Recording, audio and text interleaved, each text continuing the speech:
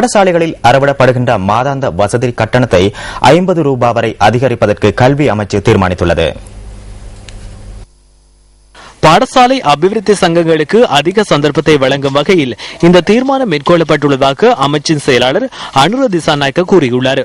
இதற்கமைய பாடசாலை அபிவிருத்தி சங்கங்கள் தமது பாடசாலைகளில் அறவிடப்பட வேண்டிய மாதாந்த வசதி கட்டணத்தை தீர்மானிக்க முடியும் என கல்வி அமைச்சு குறிப்பிடுகின்றது. இதுவரை மாணவர்களிடம் மாதாந்த வசதி கட்டணமாக 5 ரூபாய் மாத்திரமே அறவிடப்பட்டது.